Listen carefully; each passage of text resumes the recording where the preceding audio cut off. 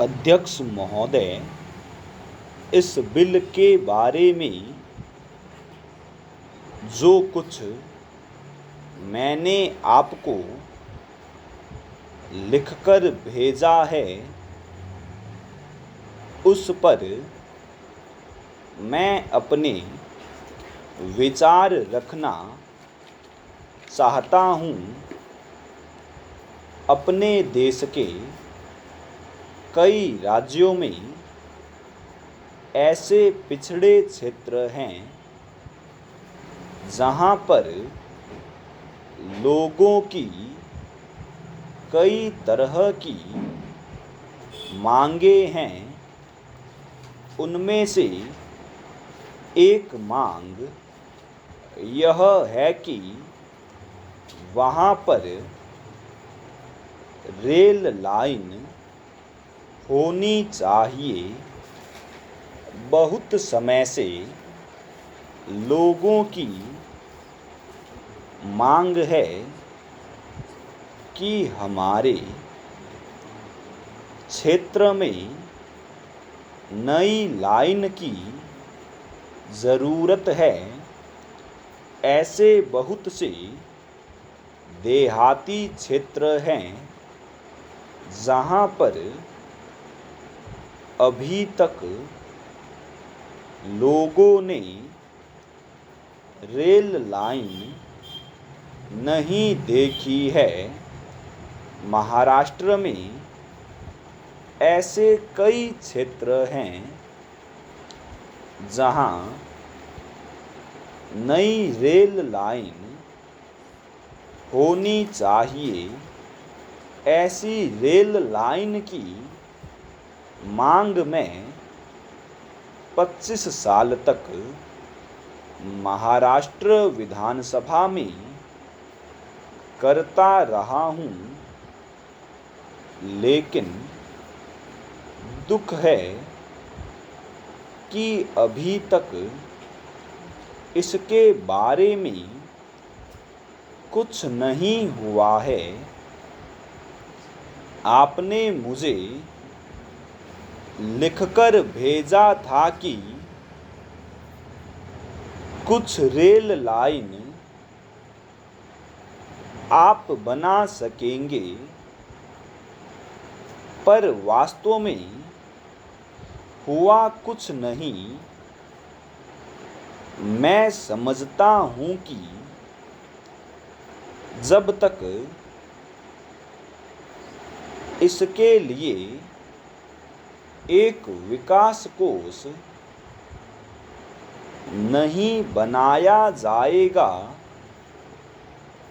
तब तक नए कार्यक्रम को शुरू नहीं किया जा सकेगा। इसलिए यह ज़रूरी है कि विकास कोष बनाया जाए और इस कोष से नई रेल लाइन बनाई जाए। रेल विभाग में महाराष्ट्र के लोग भी बहुत कम हैं। क्या कारण है कि रेल विभाग में महाराष्ट्र के लोग इतने कम हैं? आश्चर्य है कि महाराष्ट्र में जहाँ रेल विभाग है वहाँ भी महाराष्ट्र के लोग दिखाई नहीं देते हैं। अतः मैं प्रार्थना करूँगा कि मंत्री महोदय रेल विभाग में महाराष्ट्र के लोगों को नौकरी देने के बारे में भी विचार करें। नेक्स्ट, अध्यक्ष महोदय, रेल विभाग में अंग्रेजी भाषा चल रही है, मैं यह भी नहीं कहूँगा कि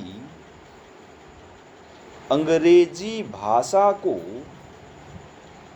खत्म कर दिया जाए।